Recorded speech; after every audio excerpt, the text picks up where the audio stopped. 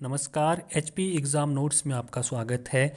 हिमाचल प्रदेश में हाल ही में कुछ नोटिफिकेशनें जारी हुई है और इन नोटिफिकेशनों को देख के अनुमान लगाया जा सकता है कि अब जो है फ्यूचर में जल्दी ही हिमाचल प्रदेश में एग्ज़ाम कंडक्ट करवाए जाएंगे। इनमें से कुछ एग्ज़ाम हैं पुलिस कांस्टेबल, स्पेशल एजुकेटर और टेट जैसे एग्ज़ाम हैं। अगर आप इनमें से किसी भी एग्ज़ाम की प्रिपरेशंस कर रहे हैं तो ये वाला वीडियो लेक्चर आपके लिए काफ़ी इम्पोर्टेंट रहने वाला है। पहला क्वेश्चन देखते हैं, बाकी आप एनालाइज कर सकते हैं कि इस वीडियो लेक्चर में किस इम्पोर्टेंस या कितनी इम्पोर्टेंट क्वेश्चंस जो है पूछे गए हैं। Kais wildlife sanctuary is located in which districts of Himachal Pradesh. ठीक है, तो कैस वन्य जीव अभ्यारण्य हिमाचल प्रदेश के किस जिले में स्थित है, ये हम लोगों को बताना है। ये बहुत इंपॉर्टेंट क्वेश्चन है और इसका सही आंसर है कुल्लू। कैस वाइल्ड लाइफ सेंचुरी कहाँ पे स्थित है? कुल्लू में स्थित है। अगर हम वाइल्ड लाइफ सेंचुरी की बात करें तो हिमाचल प्रदेश में कुल 26 वाइल्ड लाइफ सेंचुरीज़ है। कुल 26 वाइल्ड लाइफ सेंचुरी है और जिसमें से जो है कैस कहाँ पे स्थित है? कुल्लू में। अगर हम इसकी एरिया की बात करें तो 12.16 स्क्वायर किलोमीटर इसका एरिया है। अगर हम और वाइल्ड लाइफ सेंचुरी की बात करें कुल्लू में तो और कौन सी है? खोखन। खोखन भी कहाँ पे है? खोखन भी जो है कुल्लू में है। तीसरी कौन सी है? Manali. Manali wild life sanctuary भी कहाँ पे है? कुल्लू में है। तो ये तीनों की तीनों वाइल्ड लाइफ सेंचुरीज़ कहाँ पे आ गई? कुल्लू में। लेकिन अगर हम दूसरे डिस्ट्रिक्ट की बात करें जो ऑप्शन में दिया गया है चंबा, तो चंबा में भी काफ़ी सारी वाइल्ड लाइफ सेंचुरीज़ है। तो तुंडा, तुंडा कहाँ पे है? चंबा में। तुंडा कहाँ पे है? चंबा में। सेंचुतुआ नाला, सेंचुतुआ नाला ये भी कहाँ पे है? चंबा में। और कौन सी है? काला टोप खजियार, काला टोप खजियार ये भी कहाँ पे है? चंबा में है। दूसरी कौन सी है? गमगुल, गमगुल। सभी की सभी वाइल्ड लाइफ सेंचुरी जो है इम्पॉर्टेंट है। ये सारी की सारी वाइल्ड लाइफ सेंचुरीज कहाँ पे है? चंबा में है। कहाँ पे है? चंबा में है। अगर हम बात करें किन्नौर की तो किन्नौर में जो वाइल्ड लाइफ सेंचुरी है वो है रूपी भाभा। रूपी भाभा ये कहाँ पे है? किन्नौर में। और अगर हम मंडी की बात करें तो मंडी में है बांदली, मोस्ट इंपॉर्टेंट सेंचुरी। कौन सी है? बांदली। बांदली कहाँ पे है? मंडी में। कितना एरिया है? इसका एरिया है 32.1 स्क्वायर किलोमीटर। ठीक है, 32.11 स्क्वायर किलोमीटर। नागुरु, नागुरु भी कहाँ पे है? ये भी मंडी में है। और कौन सी है? शिकारी देवी। शिकारी देवी टेम्पल भी है। शिकारी देवी टेम्पल कहाँ पे है? मंडी में है। तो शिकारी देवी वाइल्ड लाइफ सेंचुरी भी कहाँ पे है? मंडी में है। तो ये जो हमने वाइल्ड लाइफ सेंचुरीज़ आपको बताई, ये जो ऑप्शन में हमें डिस्ट्रिक्ट दिखे वो हमने आपके साथ डिस्कस की। लेकिन अप्रॉक्सीमेटली कितनी वाइल्ड लाइफ सेंचुरीज है हिमाचल प्रदेश में? 26। सारी की सारी मोस्ट इंपॉर्टेंट है। इसके लिए हम अलग से भी लेक्चर लाएंगे जिसमें हम पूरी वाइल्ड लाइफ सेंचुरीज आपको देंगे। साथ ही साथ नेशनल पार्क भी इम्पॉर्टेंट है। तो अगले क्वेश्चंस को देखते हैं। Baspa is an important tributaries of the which river. मतलब कि बसपा जो है नदी है वो इनमें से किसकी सहायक नदी है? ब्यास की है, ब्यास की है, यमुना की है, चिनाब की है। तो ये हमारे तीन ऑप्शन है। तो देखिए, अगर हम बसपा की बात करें, आप में से बहुत सारे स्टूडेंट्स को ये आंसर आता भी होगा कि बसपा जो है सतलुज की सहायक नदी है। तो इनमें से जो इसका सही आंसर आ जाएगा नन ऑफ दिस। इनमें से तो सतलुज है नहीं, तो सतलुज की सहायक नदी है। अगर हम बसपा की बात करें, इस तरह इतना आसान क्वेश्चन नहीं पूछेगा, लेकिन क्वेश्चन कुछ इसी तरह से पूछेगा। और अगर बसपा ट्रिब्यूटरीज नहीं है तो कोई दूसरी ट्रिब्यूटरी पूछ लेगा। ठीक है, तो बसपा किसकी सहायक नदी है? बसपा जो है सतलुज की सहायक नदी है। अगर हम बसपा घाटी की बात करें तो बसपा घाटी को ही सांगला घाटी के नाम से भी जाना जाता है। अगर पूछी जाए कि हिमाचल प्रदेश की सबसे सुंदर घाटी कौन सी है तो सबसे सुंदर घाटी कौन सी है? सांगला घाटी, समटाइम कॉल्ड बसपा घाटी। और अगर ये पूछा जाए कि हिमाचल प्रदेश की सबसे उपजाऊ घाटी कौन सी है तो सबसे उपजाऊ घाटी जो है हिमाचल प्रदेश की कौन सी है? सबसे उपजाऊ घाटी है हिमाचल प्रदेश की बल्ह घाटी। बल्ह घाटी कहाँ पे? मंडी में स्थित है। अगर हम बसपा की बात करें तो बसपा जो है सतलुज की दूसरी सबसे बड़ी सहायक नदी है। पहली उसकी सबसे बड़ी सहायक नदी कौन सी है? स्पीति है। और दूसरी कौन सी है? दूसरी कौन सी है? बसपा है। ठीक है, तो जो बसपा है किन्नौर में, किन्नौर में ये जो है करछम, करछम नामक स्थान पर किस में मिलती है बसपा? सतलुज नदी में मिलती है। सतलुज नदी आ रही है और ये बसपा यहाँ पे किसके साथ मिल गई? सतलुज नदी में जो है करछम नामक स्थान पे मिल गई। करछम नामक स्थान पे इस पर जो है करछम वांगतू जल विद्युत परियोजना है। कौन सी परियोजना है? करछम वांगतू, वांगतू, करछम वांगतू जल विद्युत परियोजना है। किस नदी पे? बसपा नदी पे। और ये कितनी है?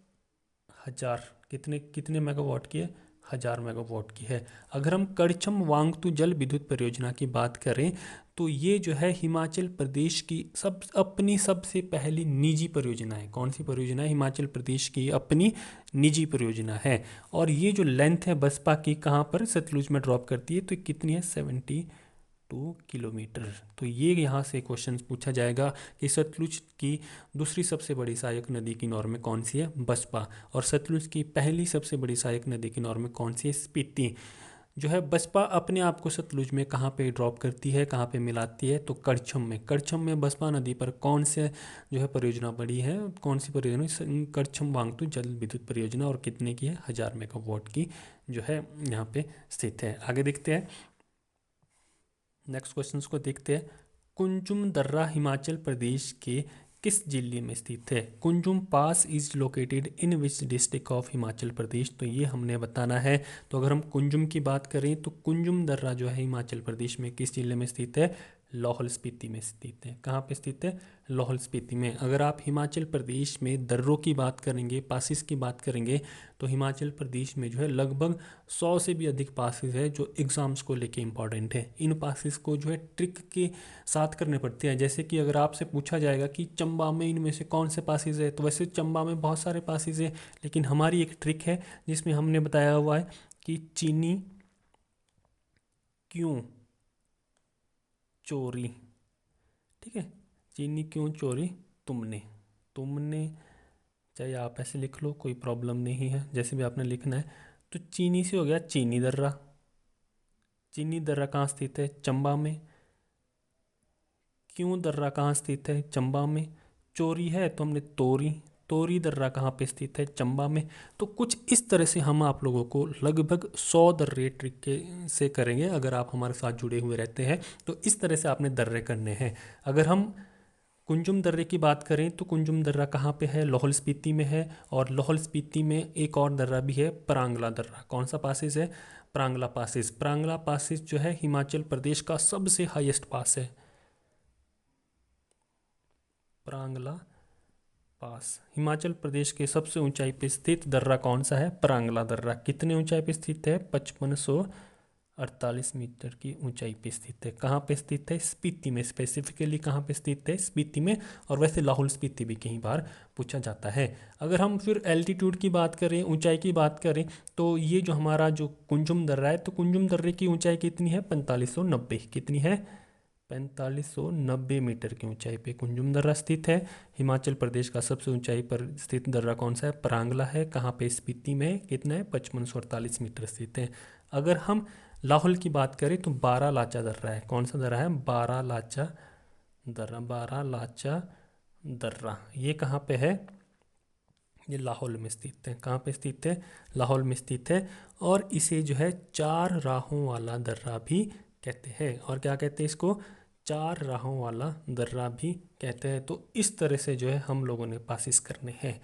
ये वाले जो पासिस है, अब आप लोग को याद आ गए होंगे, समझ आ गए होंगे कि कुंजुम कहाँ पे है, लाहौल स्पीति में। कितना एल्टीट्यूड है? 4590 मीटर्स।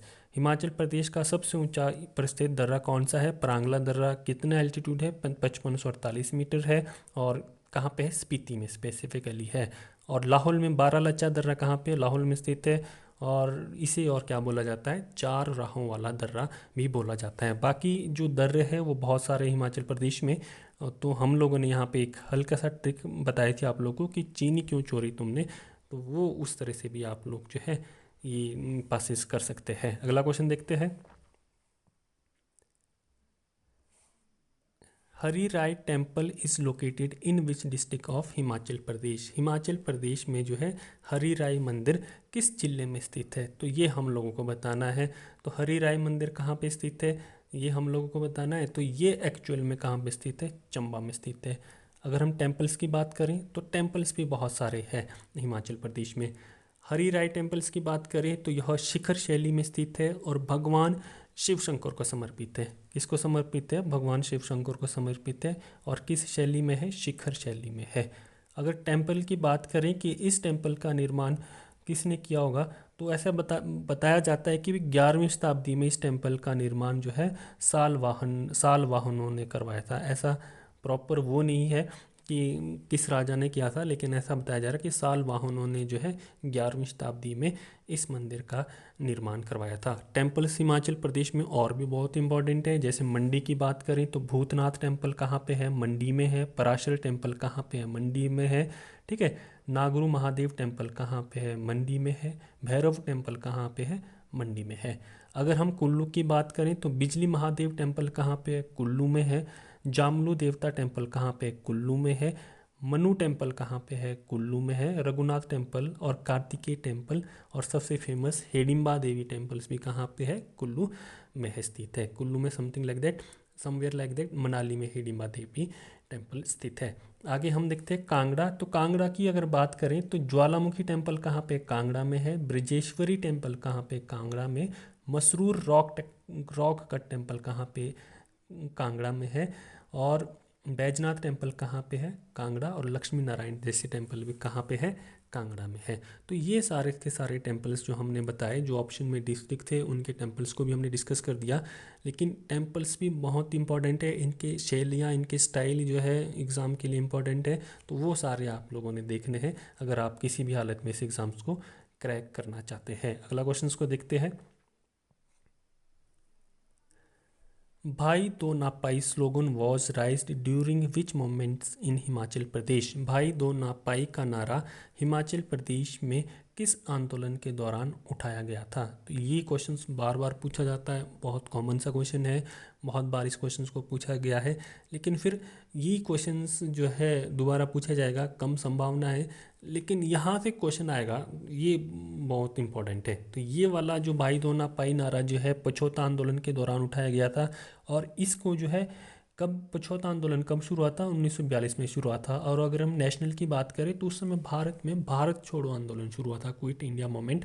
तो इसे जो है क्विट इंडिया मूवमेंट के साथ भी जोड़ा जाता है कि कौन से नेशनल आंदोलन के दौरान जो है भाई दो नापाई का नारा उठाया गया था, क्विट इंडिया मूवमेंट के दौरान उठाया गया था। लेकिन अगर हम स्टेट की बात करें तो स्टेट में कौन सा आंदोलन उस समय चल रहा था? पछोता आंदोलन चल रहा था। तो पछोता आंदोलन है कहाँ पे? तो पछोता आंदोलन जो है सिरमौर में शुरू किया गया था। सिरमौर में एक जगह है पछोता, वहाँ के गांव के लोगों द्वारा जो है इस आंदोलन को शुरू किया गया था। क्यों शुरू किया गया था? क्योंकि राज्य में जो उस समय सिरमौर रियासत के जो राजा थे, राजेंद्र प्रकाश अंतिम राजा थे सिरमौर रियासत के, उनके द्वारा जो है राज्य में अनवांटेड कर को जो है बढ़ा दिया गया था। ठीक है, बेफिजूल कर जो है बढ़ा दिए गए थे। जैसे कि आपको बोल दिया जाएगा कि राज्य के बाहर आपने अनाज नहीं बेचना है। जो भी आप अनाज बेचेंगे किसान, वो कहाँ बेचा जाएगा? कोऑपरेटिव सोसाइटीज़ जो राज्य की खुद की होती थी, और वही उस अनाज का रेट डिसाइड करेगी। दूसरी बात, और कर लगाए गए थे जैसे कि घराट कर। अगर आप घराट अगर आप समझते हैं, दैट मीन्स कि एक चक्की होती है जो कि खाले नालों में जो है पानी के द्वारा चलाई जा सकती है, उसको क्या बोलते हैं? घराट बोलते हैं। तो घराट कर लगाए गए थे। रीत विवाह कर लगाए गए थे। रीत मतलब अगर लड़की दूसरी शादी कर रही है तो उस पे जो है उस विवाह पे क्या लगाए गए थे? कर लगाए गए थे। तो और भी बहुत सारी डिमांडें थी लोगों की जो राजा मान नहीं रहे थे, इसीलिए लोगों ने एक आंदोलन शुरू किया जिसको क्या बोला गया? पछोता आंदोलन शुरू किया गया, पछोता आंदोलन बोला गया। अब इस आंदोलन को सप्रेस करने के लिए राजा द्वारा जो है कुल कितने लोगों को अरेस्ट किया जाता है? 75 लोगों को अरेस्ट किया जाता है। ठीक है, और इनको जेल में डाल दिया जाता है, बाद में इनको छोड़ भी दिया जाता है। कुछ एक को लाइफ इम्प्रिजमेंट दी जाती है, लेकिन 1947 में जब देश आज़ाद होता है तो फिर उनको भी छोड़ दिया जाता है। तो पछोता आंदोलन किस रियासत में हुआ था? सिरमौर रियासत में हुआ था। किस राजा के शासनकाल में हुआ था? राजेंद्र प्रकाश के शासनकाल में हुआ था। सिरमौर रियासत का अंतिम राजा कौन था? राजेंद्र प्रकाश था। और भाई दो नापाई नारा किस आंदोलन में उठाया गया था? पछोता आंदोलन में उठाया गया था। और नेशनल में कौन सा मूवमेंट थी वो? तो नेशनल में थी क्विट इंडिया मूवमेंट्स, भारत छोड़ो आंदोलन के दौरान जो है सिरमौर में जो है भाई दो नापाई का नारा उठाया गया था।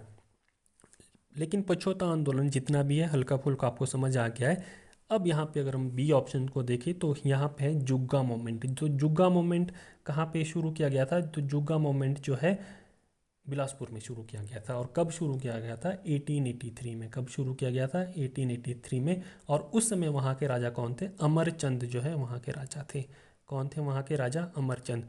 तो बिलासपुर में राजा अमरचंद के शासनकाल के दौरान 1883 में जो है जुग्गा आंदोलन की शुरुआत हुई थी। अब क्यों हुआ?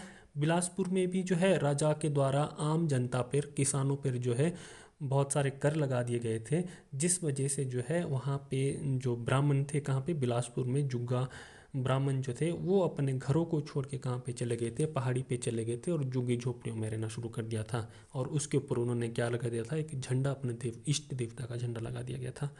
तो जो है किसानों की सपोर्ट में बिलासपुर में जो है ब्राह्मणों ने एक आंदोलन शुरू किया, जिसको उन्होंने क्या नाम दिया? जुग्गा आंदोलन दिया। ये आंदोलन कैसे शुरू किया? कि एक पहाड़ी पे जाएंगे, वहाँ पे अपनी झुग्गी झोपड़ियाँ लगाएंगे और झुग्गी झोपड़ियों के ऊपर अपने इष्ट देवता का झंडा लगाएंगे और कुछ भी नहीं करेंगे, खाना पीना रहना कुछ भी नहीं, वहीं पे बैठे रहेंगे। तो इस आंदोलन को सप्रेस करने के लिए राजा अमरचंद ने जो है तहसीलदार निरंजन दास को भेजा, और उसके आने से पहले निरंजन दास और पुलिस वाले को भेजा, लेकिन उनके आने से पहले ही जो है ब्राह्मणों ने अपनी झुग्गी झोपड़ियों में आग लगा दी थी और वहीं पे जो है जल के उनकी मृत्यु हो गई थी। तो जुग्गा आंदोलन कहाँ पे हुआ था? बिलासपुर में हुआ था। किस राजा के शासनकाल में हुआ था? अमरचंद के शासनकाल में हुआ था। कब हुआ था? 1883 में हुआ था। और जो है और भी इसके बारे में बहुत सारी जानकारी है जो कि हम हिमाचल प्रदेश के मोमेंट करेंगे तब इसको कम्प्लीटली करेंगे। फिलहाल के लिए आपको ये समझ आ गया होगा। सुकेत सत्याग्रह जो है, सुकेत सत्याग्रह जो है राजा लक्ष्मण सेन, सुकेत के अंतिम राजा कौन थे? लक्ष्मण सेन के विरोध में किया गया था, क्योंकि वो जो है हिमाचल प्रदेश में मिलने के लिए तैयार नहीं थे, विलय पत्र पर हस्ताक्षर नहीं कर रहे थे। इसीलिए पंडित पद्म देव के नेतृत्व में जो है एक सत्याग्रह चलाया गया, जिसे क्या कहा गया? सुकेत सत्याग्रह। अगला क्वेश्चन देखते हैं। होप सो कि आपको समझ आ रहा होगा। अगर आपको कुछ समझ नहीं आ रहा है तो प्लीज़ कमेंट करके आप मुझे बता सकते हैं। होप सो कि समझ आ रहा होगा। The approximately populations of Shimla district in 1951 was 1951 में शिमला जिले की अनुमानित जनसंख्या कितनी थी? तो ये हम लोगों ने बताना है। तो इसका डायरेक्टली आंसर है 2.9 लाख जो है अप्रॉक्सीमेटली पॉपुलेशंस थी। कब? 1951 में। ऐसा डाटा जो है काफ़ी इंपॉर्टेंट होता है। इस तरह के क्वेश्चंस एक ना एक आपको एग्जाम में ज़रूर दिखेंगे, तो ये वाला डेटा भी आपने कर लेना है। 1950 की जनगणना से जो भी इम्पोर्टेंट है वो भी आपने करना है। अगला क्वेश्चन देखते हैं।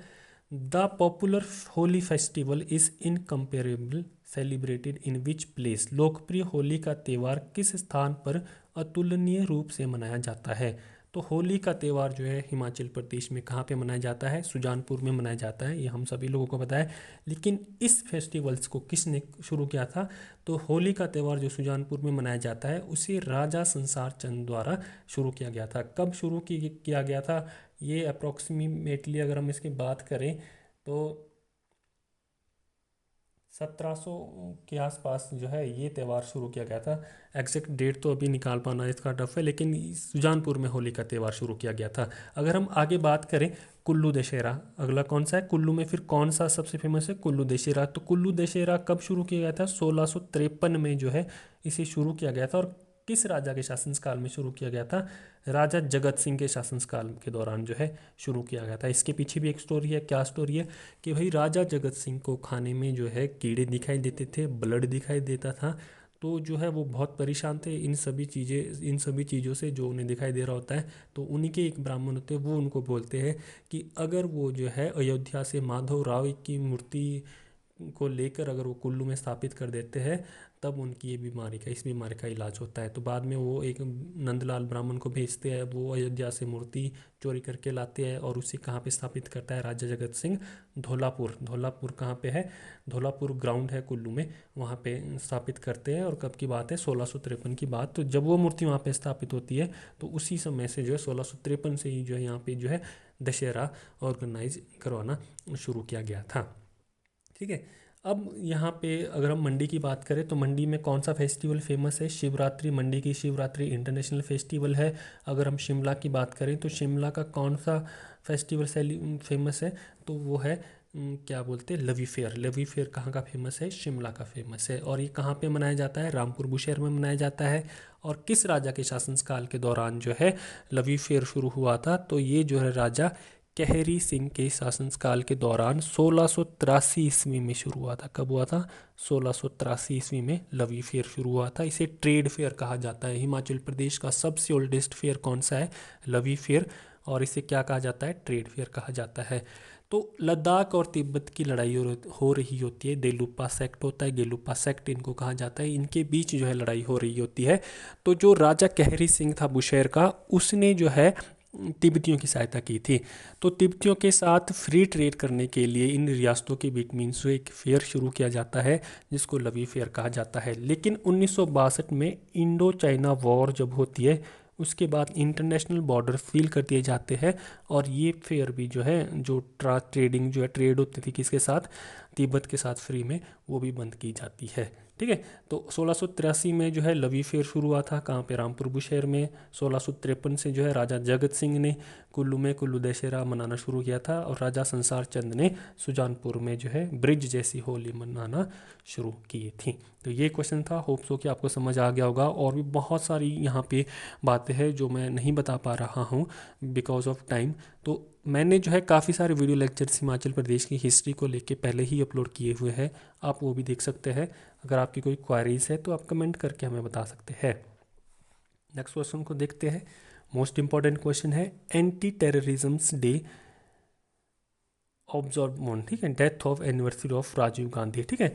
तो आतंक विरोधी दिवस कब मनाया जाता है? जो कि पूर्व प्रधानमंत्री राजीव गांधी की पुण्यतिथि पे मनाया जाता है। तो कब मनाया जाता है? मई 21 को मनाया जाता है। कब मनाया जाता है? मई 21 को मनाया जाता है।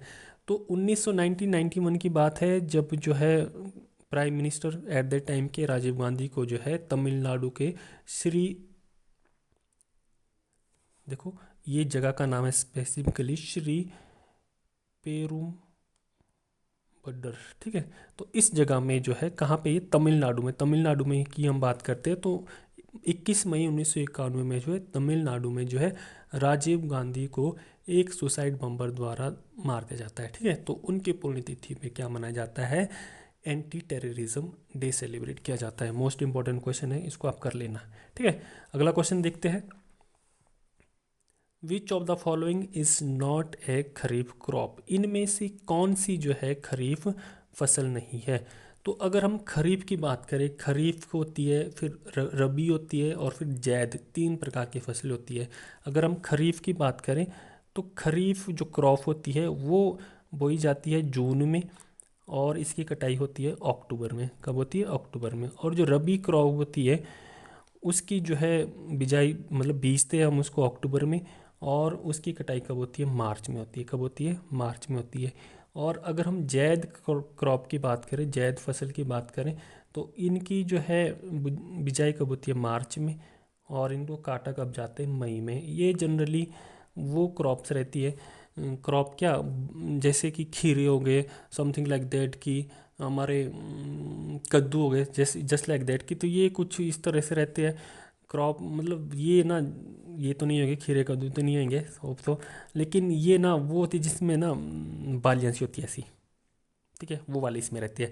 तो अगर हम खरीफ क्रॉप की बात करें तो जून टू अक्टूबर ये रहती है। अगर हम रबी क्रॉप की बात करें तो अक्टूबर टू मार्च ये पे रहती है।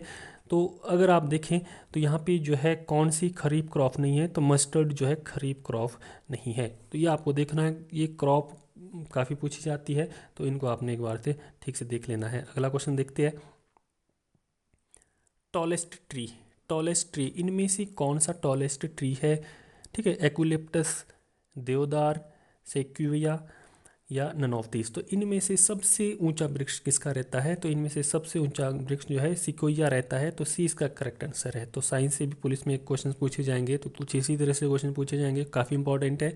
तो सिकोया जो है सबसे टॉलेस्ट ट्री रहता है। नेक्स्ट क्वेश्चन को देखते हैं। Which of the following has the largest number of satellite? निम्न में से किस उपग्रह की संख्या में सबसे अधिक, निम्न में किसके उपग्रह की संख्या सबसे अधिक है? तो यहाँ यूरेनस है, नेपच्यून है, जुपिटर है, मार्स है, यूरेनस है, नेपच्यून है, बृहस्पति और मंगल है। ठीक है। तो ये आप लोगों ने देखना है कि इनमें सबसे अधिक जो है किन की संख्या रहती है। तो अगर हम यहाँ पे बात करें तो यहाँ पे जुपिटर, ऑप्शंस के हिसाब से बात करें तो जुपिटर की सबसे अधिक सैटेलाइटें हैं। और कितनी सैटेलाइट है जुपिटर की? अप्रॉक्सीमेटली 95 सैटेलाइट्स है। कितनी सैटेलाइट है? 95। अगर मार्स की देखें तो मार्स की 2 है। अगर हम नेपच्यून की देखें तो नेपच्यून की 14 है। और अगर हम यूरेनस की देखें तो यूरेनस की 27 है। कितनी है? 27 है। तो ऑप्शन के हिसाब से किसकी सबसे अधिक सैटेलाइट्स है, उपग्रह है, तो वो जुपिटर के है। अगर हम वैसे ओवरऑल देखें कि हमारे उपग्रहों में सबसे अधिक, हमारे यूनिवर्स में जो भी प्लैनेट है, प्लैनेट में सबसे अधिक सैटेलाइट किसकी है? तो उसकी सैटर्न की है। किसकी है? सैटर्न की। सैटर्न की कितनी है? सैटर्न की है 146। तो सबसे अधिक जो है प्लैनेट में, किस प्लैनेट की जो है सबसे अधिक सैटेलाइट है सैटर्न की, वो कितनी है? 146। और यहाँ पे ऑप्शंस के हिसाब से देखें तो सबसे अधिक सैटेलाइट किसकी है? बृहस्पति की। बृहस्पति की कितनी है? 95। ये मोस्ट इंपॉर्टेंट है, इसको जरूर आप याद कर लें। नेक्स्ट क्वेश्चन देखते हैं। यापनिया वॉज ए स्कूल ऑफ। यापनिया एक स्कूल है, किसका? जैनिज्म का है, बुद्धिज़्म का है, हिंदुज़्म का है, या इनमें से किसी का भी नहीं। तो अगर इसका देखें तो यापनिया जो है जैनिज्म धर्म का स्कूल है। किसका धर्म का स्कूल है? जैन धर्म का स्कूल है। नेक्स्ट क्वेश्चन देखते हैं।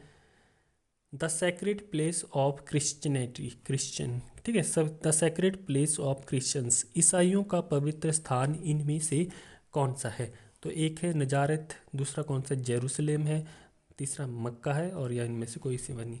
तो अगर हम ईसाइयों का पवित्र स्थान देखें यहाँ पे, तो ईसाइयों का पवित्र स्थान कौन सा है? जेरूसलेम है। यरूशलेम भी इसको बोलते हैं, जेरूसलेम भी बोलते हैं।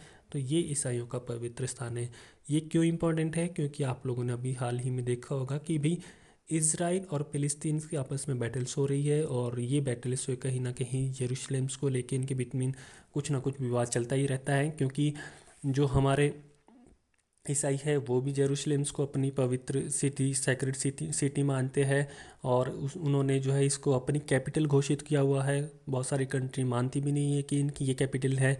और मुस्लिमों में भी जो है इस सिटी को लेके थोड़ा सा इन कॉन्फ्लिक्ट है। यहूदियों का भी इस सिटी को लेके इनके साथ जो है कॉन्फ्लिक्ट लिटिल बिट्स रहता ही है। तो यहाँ पे जो है जेरूशलेम किसका पवित्र स्थल है? क्रिश्चियन या ईसाइयों का पवित्र स्थल है। तो इसको भी आप देख लेना, कुछ इस तरह से क्वेश्चंस भी जरूर पूछे जाएंगे।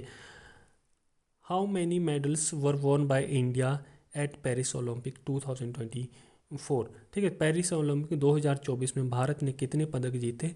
तो कुल कितने पदक जीते? 6 पदक जीते। 1 सिल्वर थे और 5 कौन से? ब्रॉन्ज थे। 5 कौन से थे?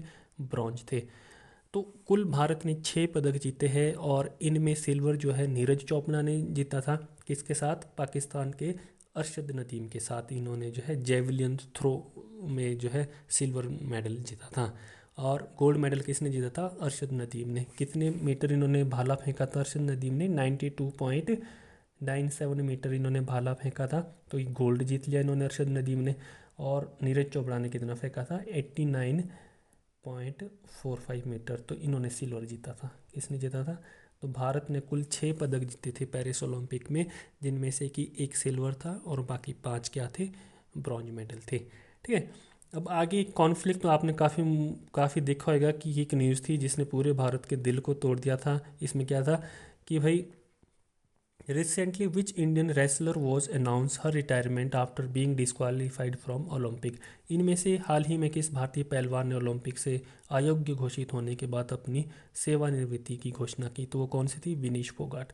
विनेश फोगाट ने पेरिस ओलंपिक्स में पार्टिसिपेट किया था। बहुत अच्छी तरीके से ये जो यहाँ पे फाइट भी कर रही थी। इन्होंने जो है 50 kg रेसलिंग में जो है 50 kg रेसलिंग में पार्टिसिपेट किया था। लेकिन अब यहाँ पे क्या हुआ कि जब ये फाइनल में पहुँचे थे तो इनका वेट जो है 100 ग्राम बढ़ गया था। कितने ग्राम बढ़ गया था? 100 ग्राम बढ़ गया था, जिस वजह से ये पेरिस ओलंपिक से डिस्क्वालीफाइड हो गए थे। बाद में इन्होंने एक अपील भी की थी कि इनको जो है सिल्वर मेडल दिया जाए, या जॉइंटली जो है सिल्वर मेडल इनको दिया जाए। लेकिन वहाँ पे इनकी अपील को खारिज कर दिया गया और इन्हें पेरिस ओलंपिक से क्या कर दिया गया था? डिस्क्वालीफाई कर दिया था। जिस वजह से जो है इन्होंने इसके बाद क्या किया? यहाँ से रिटायरमेंट जो है ले ली थी। किसे? रेसलिंग से रिटायरमेंट ले ली थी। तो ये सारे के सारे क्वेश्चंस इंपॉर्टेंट है, क्योंकि अब जो एग्जामिनर क्वेश्चंस पूछ रहा है वो बुकिश नहीं पूछ रहा है, वो लिटिल बिट करंट में क्या हो रहा है उस पर ज़्यादा फोकस डाल रहा है। जिन बच्चों को बुकिश के साथ साथ करंट की भी नॉलेज है, वही कहीं ना कहीं इन एग्ज़ाम्स को क्रैक कर पाएंगे। अगर आपको हमारा वीडियो लेक्चर अच्छा लगता है तो प्लीज़ वीडियो को सब्सक्राइब कीजिए, चैनल को सब्सक्राइब कीजिए, वीडियो को लाइक कीजिए, और अगर आपकी कोई क्वायरीज़ है तो आप हमें जो है इस आईडी पे लिख सकते हैं। अगर आपकी कोई क्वायरीज़ है तो आप हमें जो है इस पे लिख सकते हैं, और कमेंट में अगर कोई प्रॉब्लम्स है तो कमेंट में भी कमेंट बॉक्स कर सकते हैं। This is all about for the day. Thanks for listening.